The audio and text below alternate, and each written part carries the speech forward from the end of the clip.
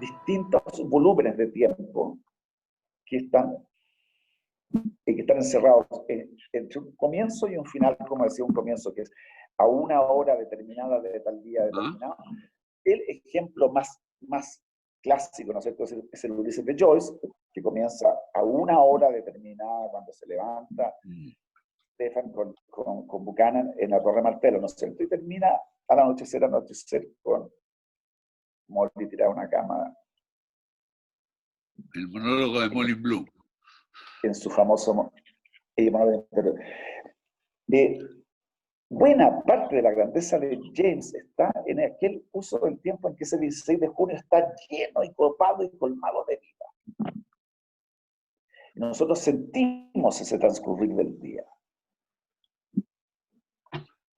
Entonces, estas nociones que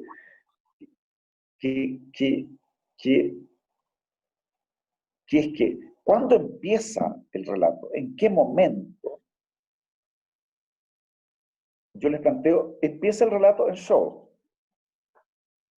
No nos diga, él era un joven estudiante que había nacido en Rengo y que se vino a la capital. No, ponga al joven estudiante en su habitación en la calle Maruri. Ya. Lo que llaman in media res, o sea, en una acción ya.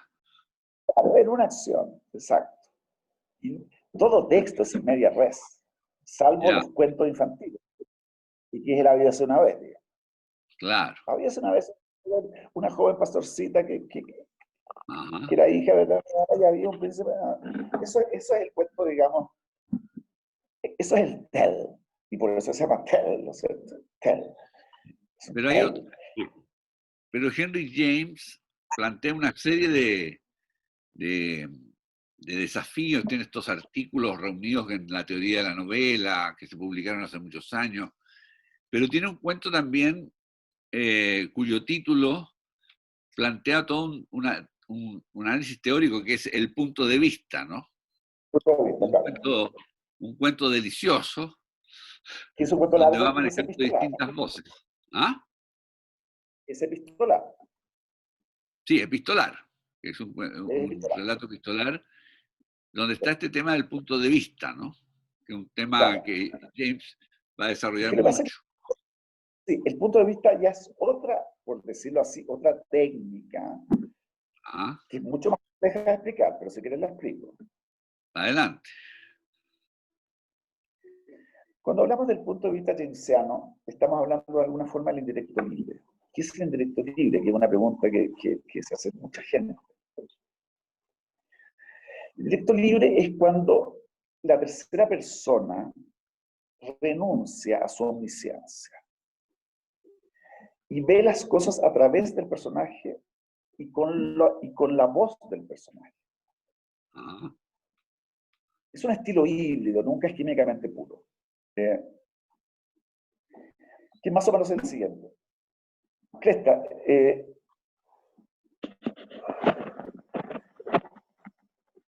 a ver, se te fue la imagen. Ahí estás. Hola. Está viendo la batería, compadre. No te preocupes. Aquí resumimos un poco. Hemos visto lo de Henry James. Hemos visto a Joyce 2 veces, con Los Muertos, un cuento perfecto. Y con el Ulises de Joyce, el mentado y complejo Ulises de Joyce, con su trabajo del tiempo. Y con algo que yo agregaría, ya llegará Gonzalo, y se lo diré, que en el Ulises de Joyce hay todo tipo de herramientas literarias, digamos, cada capítulo está escrito con una técnica distinta y eso lo convierte en un libro de gran utilidad para quien está buscando carpintería literaria, digamos. O sea, la cantidad de recursos que desarrolla James Joyce son increíbles. Pero Gonzalo, y esto me interesa mucho, siempre cita a Henry James como el autor que más reflexionó el relato. Entonces, que tiene muchos seguidores, Henry James, y muchos discípulos en nuestra literatura. Ya hablo de nuestra literatura latinoamericana, en la tradición anglosajona. Y ahora ¿Qué pasó que se congeló la imagen? Sí. Luchar con la batería. No sé cuándo me está cargando esta hueá. Ahora sí. Lo que pasa es que me está cargando la batería del celular, pero no cacho si me está cargando o no.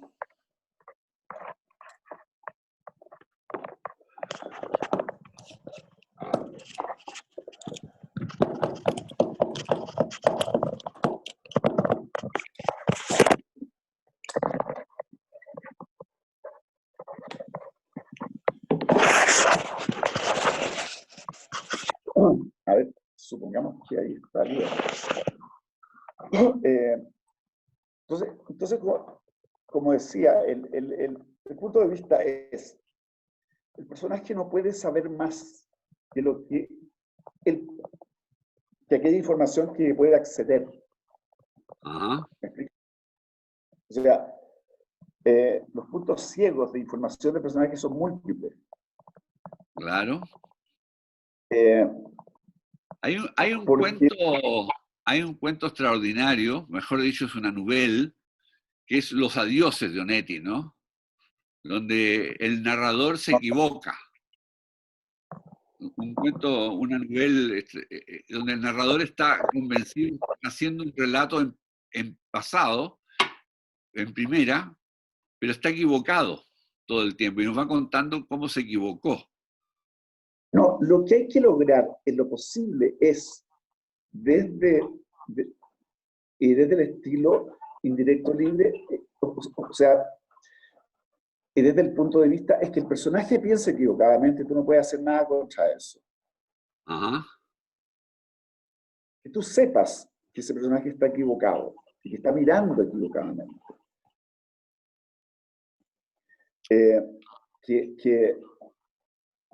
¿Por qué? Porque ese personaje no tiene, y como digo, su información está limitada. El narrador deja de ser omnisciente, no sabe lo que está pensando el otro. Como yo no sé lo que piensas,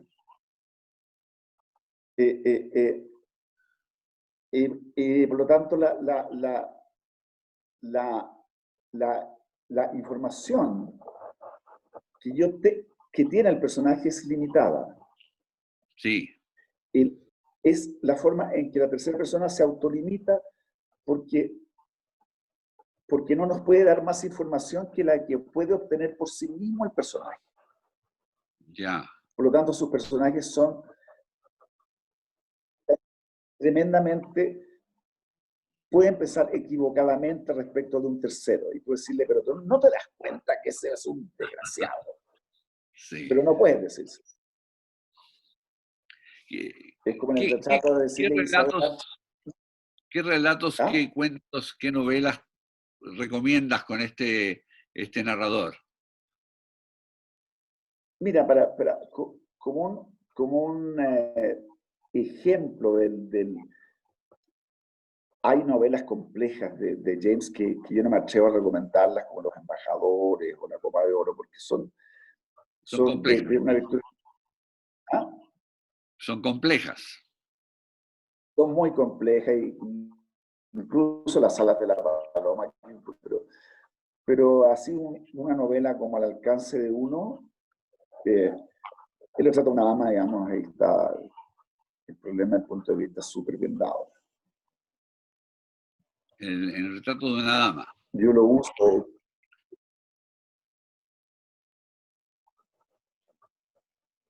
Te quedaste pegado, Marco. A ver. Marco, te quedaste pegado. O tú te quedaste pegado, alguien se quedó pegado. Alguien se quedó pegado. Entonces, ya, entonces son formas de ver el relato, ¿te fijas? Y el directo libre es que también el narrador, si bien narra como con la voz y el pensamiento del personaje. Ya. Y eso es una técnica que hay que, digamos, Yo sé que formulada así suena un poco compleja, digamos, ¿eh? O muy difícil como de absorber. Ya. Hay otro texto de James, que usa James Wood en su Mecanismo de la Ficción, que creo que es uno de los textos auxiliares, digamos, que son legítimos. ¿Qué es lo que Macy sabía? Los Otra mecanismos novela de de la Shakespeare ficción, que es ¿no? maravillosa. Perdón, ¿los mecanismos de la ficción te refieres? Los mecanismos, sí, de James Wood. James Wood es un libro, digamos, manual, se puede decir, de literatura que yo Ya, sí puedo recomendar con cierta propiedad, digamos, creo que Wood lo hace bien. ya. También el otro, el de David Lodge, que es, ¿cuál es el del? Es un título muy parecido. El de David Lodge también es, pero se me da el título, es muy parecido. Eh, Cómo hacer una ficción, una cosa así. O la Ya. máquina de la ficción, no, los mecanismos de la ficción. Es un título de David Lodge. Estos son los dos títulos, obras serias en que analizan el fenómeno narrativo bastante seriamente. Y ahí Lodge, para usar aquello que se llama el intelecto libre, usa, usa lo que Macy sabía de Henry James. Ya. El intelecto libre es una herramienta muy buena para estos propósitos, digamos, de aquello que se llama el punto de vista. Ahora cuéntame una cosa. Sí. Dime, fuera de Henry James, ¿qué otros autores sientes tú que es interesante que lea alguien que está comenzando un desarrollo literario, digamos? No, todo, todo. Hay que leer los cuentos de Cortázar, hay que leer ¿Ya? a los cuentistas americanos, y ¿Quién? estoy pensando, en cuentista americano hay una escuela maravillosa que está, bueno, está, digamos, eh, Salinger, Richard Yates, John Cheever, Carver, desde luego. Hay toda una tradición maravillosa de los Sí. americanos que Hay, hicieron. hay tres grandes tradiciones del cuento, ¿no? La tradición norteamericana, la tradición rusa, que es muy fuerte también, y la tradición Sí, hispanoamericana, digamos, sobre todo sudamericana exacto. y sobre todo argentina, digamos, respecto al Y cuento. rioplatense, ¿no? Y rioplatense. Sí, la rioplatense, donde hay escritores que yo citaba a Onetti, y tú citabas a Cortázar, digamos, y las cosas raras que le hace a la literatura Borges, digamos, que es otro arco, ¿no? Que es muy complejo. Esa es otra vertiente, digamos. Eso es otra literatura.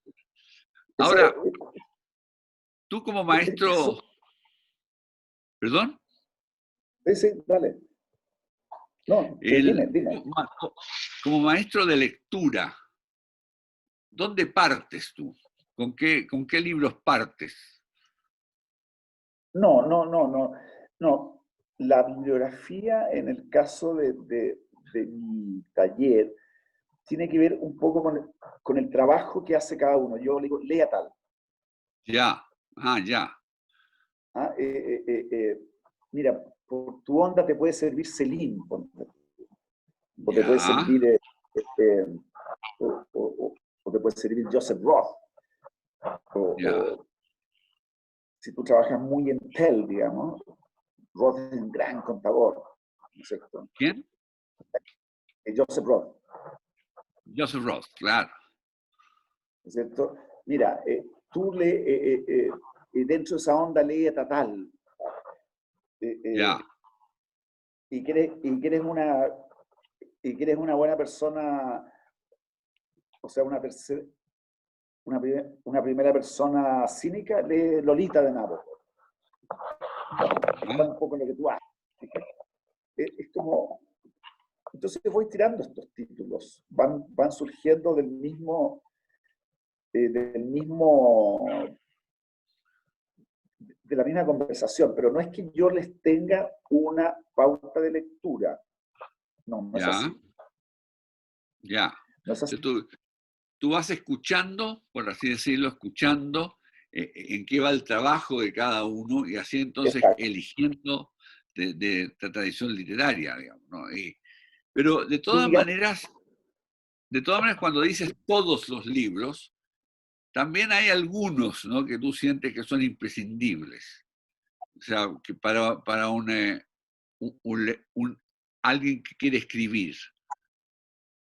claro, yo... Habla de Henry James, por ejemplo. No sé si pensaste en los papeles de Aspern, que alguien citó aquí de los asistentes, digamos, ¿no?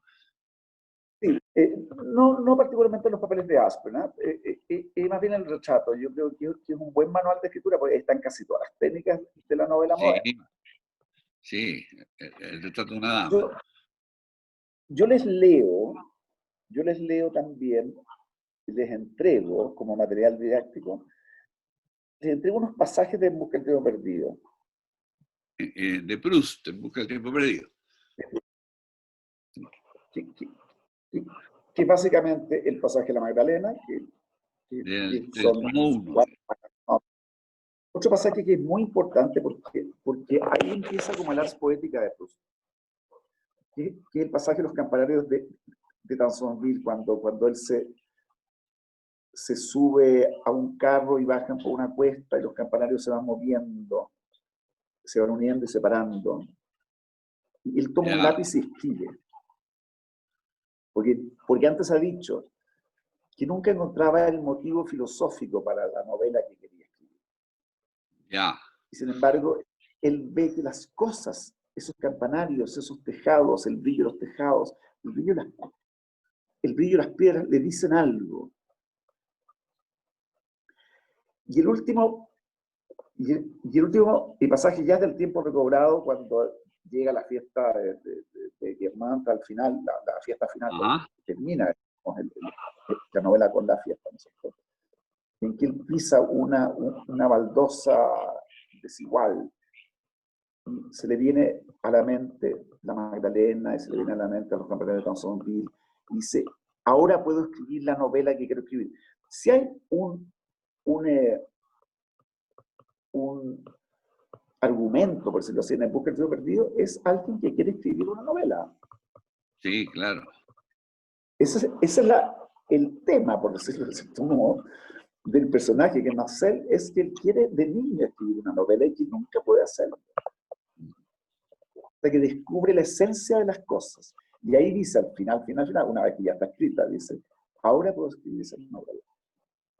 Yo les doy a leer esas partes, digamos, particularmente para descargarlos del concepto muy difundido de que hay que tener un gran tema para escribir. Ya. Porque si estamos buscando el tema ex ante,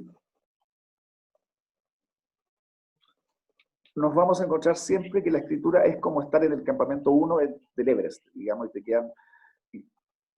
te queda subir todavía los 8.600 metros. Ya. Entonces,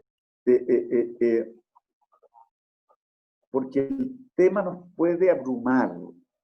La idea como o el supuesto de que yo tengo un tema. A mí cuando me dice, mira, yo tengo un tema, bueno, no la fabulosa, le digo, escríbela. No hay nada. Porque muchas cosas ocurren con la escritura. Que es otro aspecto que yo valoro mucho, que lo aplico en mi escritura. Casi todo lo bueno surge del acto de la escritura. La idea de Picasso, esa famosa frase de yo no busco, yo encuentro, me parece que describe muy bien el acto de la escritura, que nosotros, que la pepita de oro, digamos, está donde nosotros no sabíamos. Entonces, si yo sé demasiado, sería un poco contraponer los dos estilos, ¿no es cierto? Desde Flaubert, el manuscrito, no, el esbozo de Madame Bovary es casi tan largo como Madame Bovary misma. Él lo tenía claro ya todo antes. A un escritor que procedía sin ningún tipo de programa como Joyce. Sí, esta comparación es bien interesante, ¿no? Pues al citar a Marcel Proust, está citando un autor que se llenó de apuntes hasta la desesperación. O sea, que tomó notas y más notas y más notas, hasta realmente lograr armar esto en algo que tuviera un corpus. Ahora Marco Antonio, puede ser y que tenga que ir a buscar un cable para el teléfono. ¿Vale? Yo Si haré me un esperas resumen, ¿no? 2 Voy a minutos, buscar el 2 minutos y conversamos acá con la gente. Estábamos conversando sobre autores claves que ha ido citando Gonzalo, y apareció Marcel Proust. O sea, en el gran debate del siglo XX sobre los autores más importantes, inevitablemente aparecen en votaciones de críticos, se instalan muy rápidamente Proust y Joyce. También se va a instalar en un autor que no lo coloca hasta ahora, y porque tiene otra línea, ¿no? Que es Kafka, también uno de los autores fundamentales del siglo XX. Y yo le cité a Borges y él me dijo claramente, Gonzalo, bueno, me dice, Borges es otra cosa. Y ciertamente Borges viene a cambiar la literatura, o sea, viene con un impacto comparable para algunos autores, para algunos estudiosos, comparable al impacto que tuvo el Quijote en su momento, o sea, lo que hace Borges. Ahora, lo que hace Henry James es un trabajo bellísimo, y ahí conversaremos de otra obra muy importante, al hablar de Flaubert, que trató de conocerse con Henry James y fue desilusionante para ambos, que fue una cosa muy, muy, muy curiosa, ¿no? Porque Henry James quería conocer a Flaubert, fue a la casa de Flaubert y se encontró con un señor en bata. Henry James siempre muy elegante, Flaubert en bata porque se dedicaba todo el día a escribir, digamos, a sacar su página del día, y para los dos fue una desilusión tremenda. Pero entre las amistades de Henry James hay un autor que me acuerdo de José Donoso nos recomendaba siempre, que es Ford Madox Ford, con una novela que se llama El buen soldado. José Donoso me recomendaba como la novela más inteligente probablemente de la literatura universal. Un narrador muy particular. Vamos a ver si nos conectamos ahora. Hemos tenido un día accidentado porque partimos con un computador que no quiso darnos cámara, y ahora ya vamos a ver.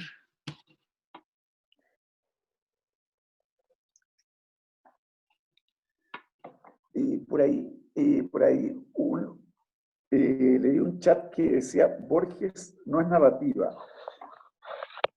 Yo sé quién lo Borges dijo es por una ahí. cosa muy rara con la literatura, ¿no?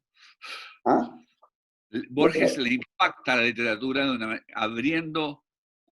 multiplicando géneros y renunciando a la novela de una manera muy, muy especial, digamos, pero es otra cosa.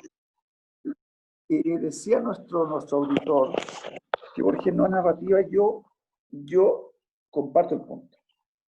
Ya.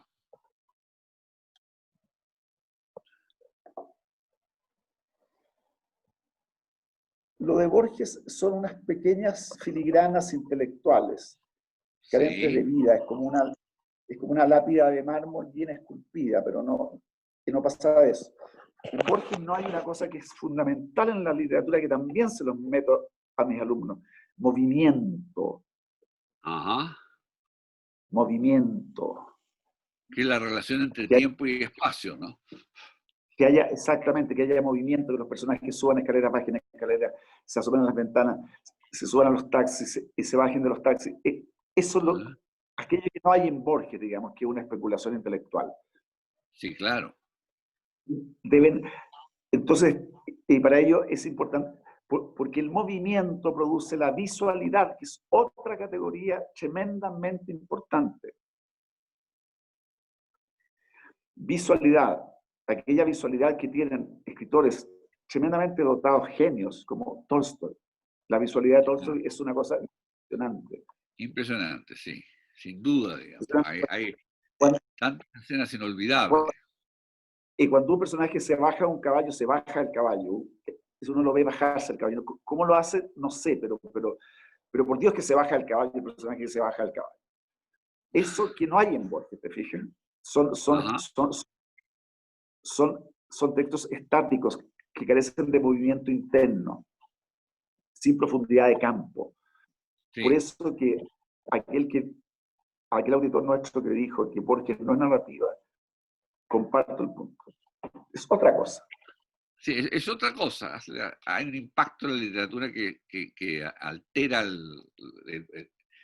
la manera de ver el relato, ¿no?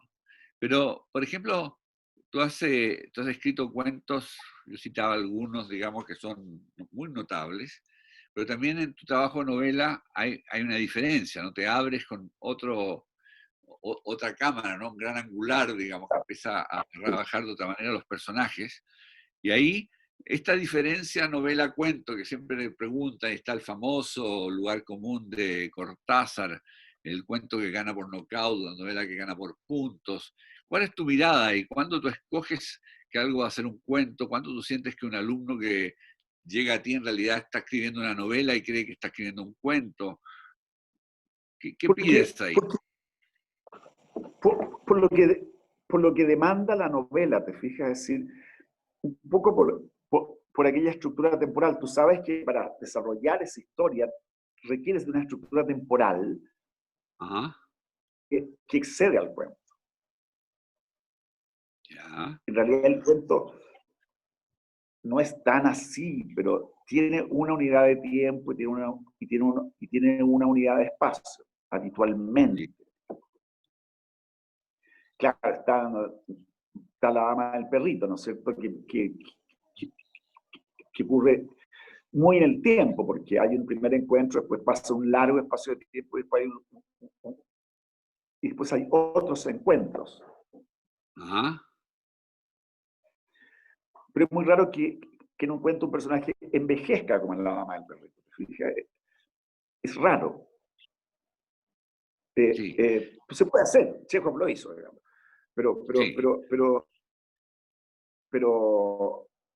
Pero en general, digamos, el cuento perfecto, digamos, tiene una unidad de tiempo y una unidad de espacio. Entonces, cuando tú sabes que tienes un tema y tienes un elenco de personajes cuyo desarrollo, digamos, requiere de un mayor tiempo, y ha habido casos en que alumnos míos, yo le he dicho, eso es novela. Eso no lo vas a resolver en un cuento. Las vidas no se resuelven en los cuentos. Ese sería un poco ni tampoco un gran amor se resuelve en un cuento. Ya. Un gran amor ahora, puede terminar. Sí, precisa una novela, ¿no? Y algunas novelas son finales de amor, como Intimidad de Kureishi, ¿no? Una novela desgarrada y que se hizo película con Patricio Go, que la dirigió, pero le prohibió a Hanif Kureishi que se metiera en el guión. O sea, dejó Intimidad, un texto autobiográfico prácticamente de autoficción de Kureishi. Pero me gustaría que me siguieras contando tu biblioteca indispensable, ¿no? Aquella que un alumno de tus talleres va a tener que cruzar. Me has citado a Proust, citaste a Chekhov ahora, La dama del perrito, pero Chekhov tiene 5.000 cuentos, ¿no? Sí, claro. No, lógico. Yo sé. Lo que pasa es que yo para hacer docencia yo debo usar el canon. ¿Ya? No me queda otra. Ya, pero todo canon es el canon de cada uno, ¿no? Bueno, pero hay un canon más o menos. Sí, No, no claro, podemos pero es el canon de Gonzalo Contreras. no podemos negar ese canon. Y, y, y como te digo, para efectos de la docencia que yo hago, ¿te fijas? Yo les puedo recomendar, no sé, alguna novela de Houellebecq también, ¿por qué no? ¿Ya? Escritor que me encanta, o de McEwan. ¿Qué es lo que más te gusta de Houellebecq? ¿Las partículas De Houellebecq, elementales? yo te diría, las partículas y el mapa del territorio son las novelas del que más me han Sí, gustado. sí. Probablemente un poco menos la posibilidad de una isla. Plataforma también lo encuentro muy bueno. Ya.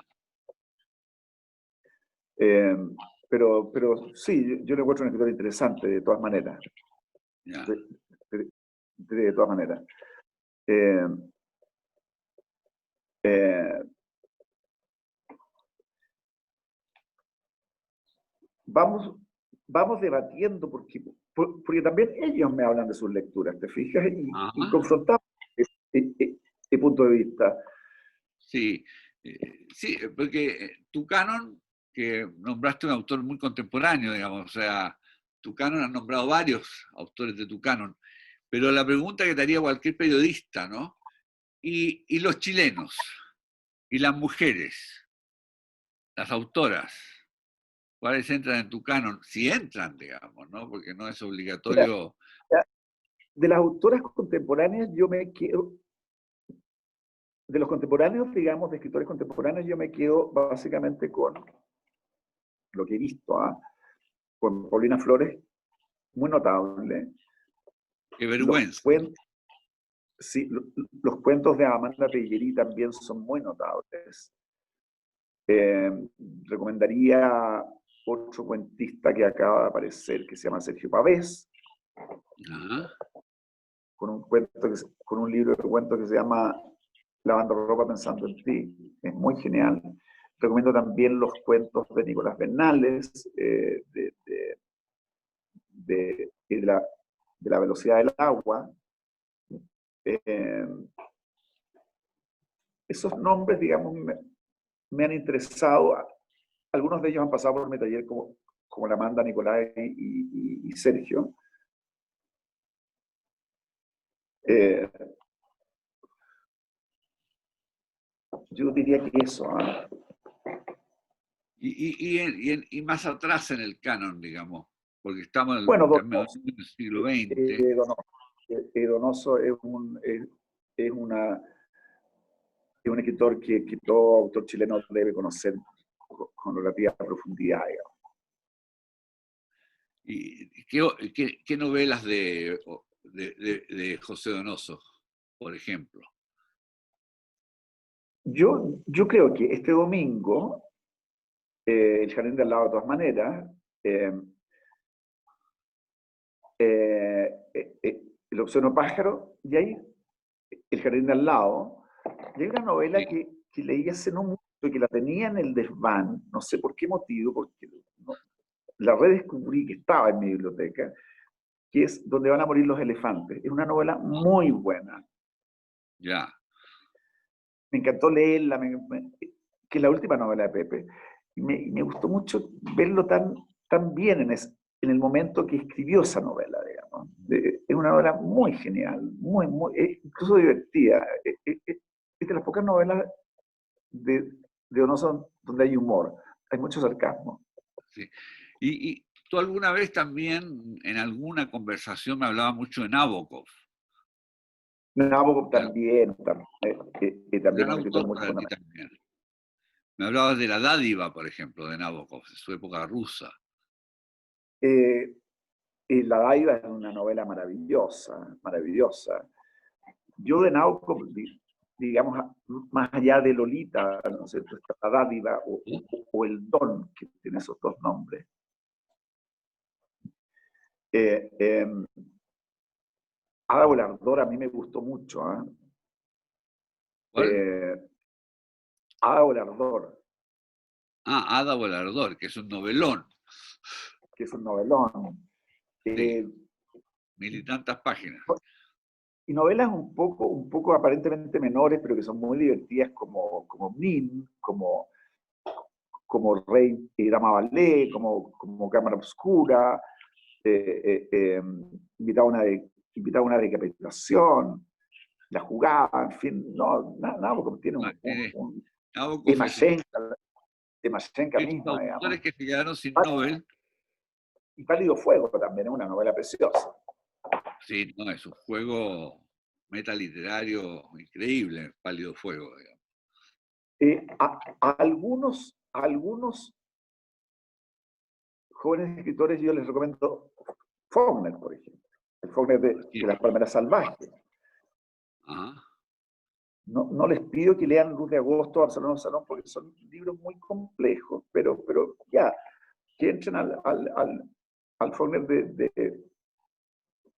de Santuario, de banderas sobre el polvo, del Villorrio. ¿Te fijas? Si yo veo que hay algo de ellos que les puede, el tipo de psique que tienen, que les puede servir ese Faulkner, se los hago leer. No siempre me hacen caso.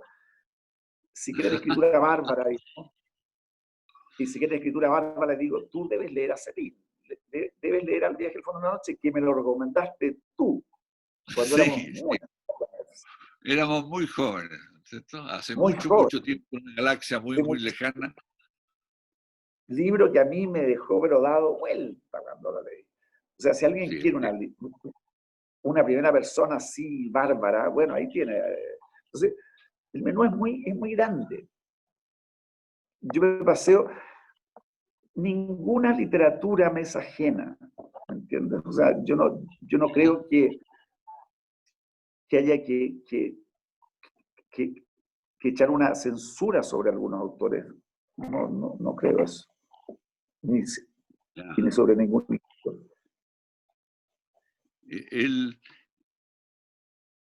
Esto de autores, libros, o sea, algunas recomendaciones técnicas así, tomar notas, tomar apuntes, hacer borradores, Yo soy partidario de tomar apuntes, no lo hago pues soy muy desordenado. Ya. Pero lo que he hecho ahora último es usar la grabadora del celular. Si me estoy tomando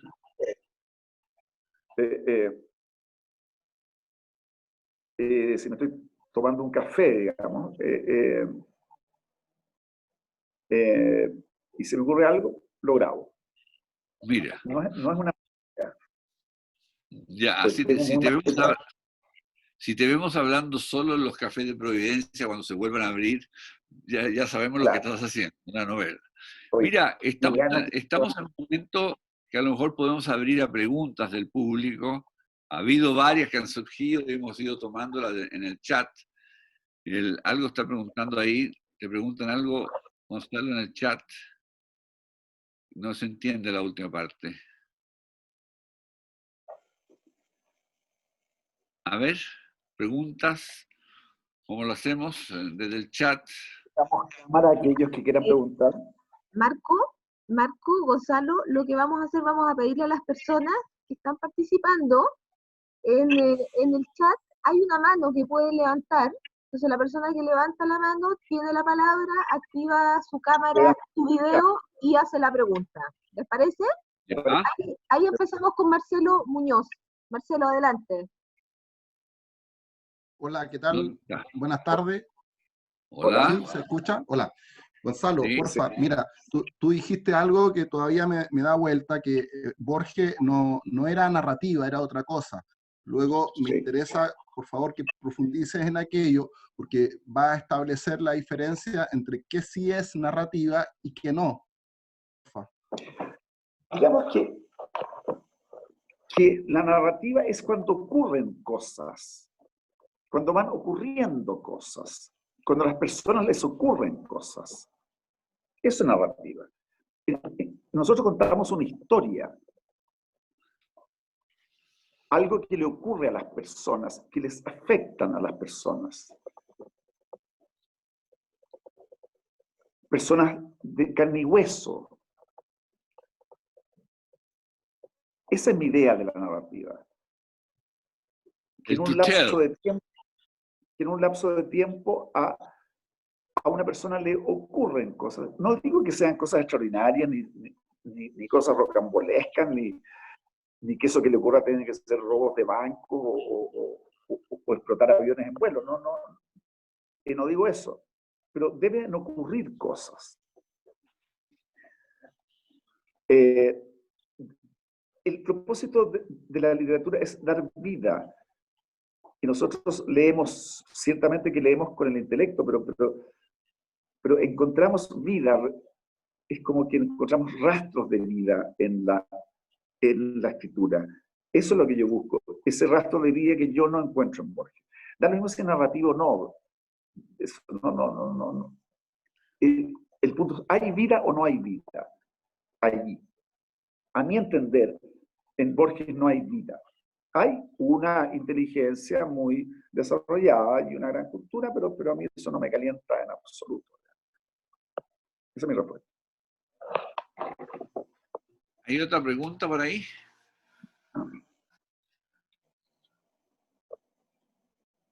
A ver. Después podemos tener una discusión sobre Borges, porque yo no encuentro a Borges. Bueno, pero vamos. Marco Antonio, le damos el paso a Ana Catalina, que tiene su mano levantada. Ya. Ana Catalina. Va. Sí, al tiro. A ver, un segundo. ¿Se escucha o no?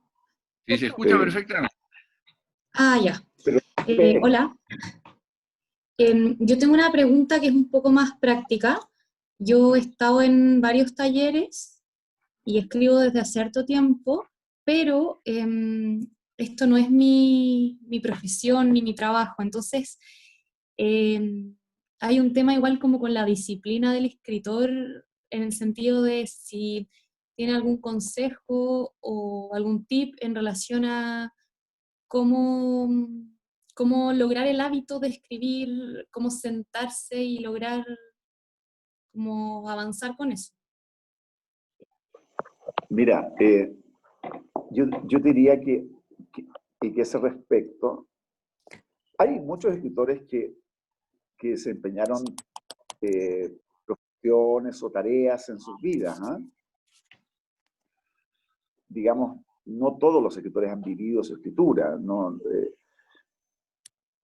Hay, como te digo, hay muchos casos, digamos, si bien muchos de ellos contaron con la posibilidad del ocio, no en todos los casos fue así. El mismo Kafka trabajó toda su vida como abogado de una empresa de seguro. Lo importante es proveerte de silencio, de soledad. Ese es el único secreto. Yo personalmente, yo escribo en las noches. Me gusta mucho escribir en las tardes. Algunas mañanas me resulta, pero las menos. El silencio de la noche y saber que todos duermen me facilita la tarea.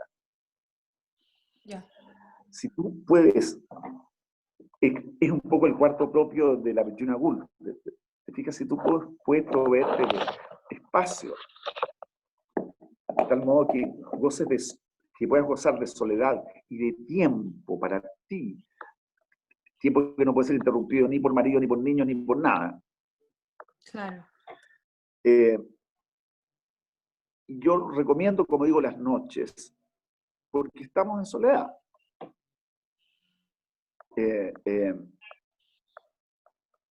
Pero lo importante es que tú misma te demarques un tiempo que sea un tiempo tuyo. Un tiempo exclusivo para ti, que no puedes compartirlo con nadie más, porque la escritura es una actividad tremendamente solitaria. Yeah. Eso es lo único que te... George Steiner decía algo muy parecido respecto a la lectura, ¿no? El silencio, la soledad, y agregaba el background necesario, las lecturas previas para poder entrar en leer al otro. pero en lo que tú has ido mostrando que se necesita también un background para poder escribir. Y sobre los hábitos, te acordarás que Pepe Donoso nos decía que cada escritor terminaba con sus propias mañas, con su propia organización, que de alguna manera podía ser tan caótica como la de Raymond Carver, que alegaba que terminó escribiendo cuentos cortos porque tenía que lavar la ropa y cuidar a los niños, digamos, que nunca escribió una novela por eso. O William Carlos Williams, el poeta pediatra, que escribió en recetas toda su vida en los turnos, hasta que le dieron la gran beca, y ahí escribió quizás su obra más débil, digamos, pero que era lamentablemente demasiado larga. A ver, Ana Catalina está pidiendo la palabra. No, Ana Catalina ya preguntó. ¿Alguien más levanta la mano? ¿Alguna otra pregunta? Había visto que Vero López tenía una pregunta en el chat. No sé si está todavía Vero López, si quiere reformular esa pregunta. Estoy acá. Sí, ¿me escuchan? Sí. Sí. Yo quería que Gonzalo se explayara un poco más en el tema del punto de vista, que lo encontré interesante porque nosotros en el periodismo, si queremos elaborar un reportaje, lo del punto de vista es esencial, o sea, es algo con lo cual se debe partir, aunque en el camino uno recibe un montón de información que le va alineando o cambiando o desalineando ese punto de vista, pero no había escuchado el tema como para escribir, no sé si cuentos o novelas o para escribir cualquier cosa. Entonces quisiera que se explayara más lo del tema del punto de vista, me interesó. Mira, es lo que ya dije, a diferencia del periodismo, en que el periodista debe ser lo más omnisciente posible, digamos que es saberlo todo, saber todo lo que todos saben, el punto de vista es no saberlo todo. Es curioso. Cuando hablamos de punto de vista es información limitada, porque yo, respecto de mi entorno, no puedo saber más que aquello que puedo saber. Salvo que el narrador me diga, ese que está delante tuyo es un estafador que le robó a su familia, digamos, tal cosa, y que además mató a su cuñado. Lo interesante de la narrativa es que yo puedo interactuar con ese sujeto sin saber ninguna de esas cosas. Yo lo ignoro. Y por lo tanto, la relación que yo voy a entablar con él es sin saber esos datos que yo te acabo de idear, ¿no es cierto? O sea, yo no sé que él envenenó a su cuñado y que además estafó a su familia. Y lo encuentro un gallo tremendamente simpático. Yo lo vivo en tanto un gallo tremendamente simpático. No sé lo otro. Eso es el punto de vista. ¿Entiendes? ¿No? Okay. Y que yo veo solamente, nosotros vemos solamente lo aparente. Yo no sé ni siquiera lo que tiene en su cabeza ni mi novia, ni mi hija. No puedo saberlo. El narrador omnisciente nos puede decir que tiene en la cabeza mi novia y mi hija. Yo como personaje, desde el punto de vista, no puedo saber lo que tiene en la cabeza mi. Yo sí solo sé lo que aquella persona me dice de sí. Eso es el punto de vista. Ok. Es una cuestión como psicológica. O sea, yo no sé del otro más que lo que el otro muestra de sí. Tú me puedes mentir. ¿Te fijas? Eso es el punto de vista. Sí, bueno. Bueno, creo que estamos llegando al final de la reunión, del encuentro, y vamos a dar las gracias, y gracias a Gonzalo, y gracias a todos los asistentes, más de 100 personas tuvimos en esta reunión. Y nos vemos la próxima semana, el 5 de mayo a las 12, con Carla Gelfenbein, y seguro con otro canon, con otra posición, otra manera de pararse frente a la literatura, que nos irá enriqueciendo semana a semana. Muchas gracias. Gracias a ustedes, gracias a ustedes. Que les vaya muy bien. Muchas gracias a todos. Adiós. Gracias, me encantó.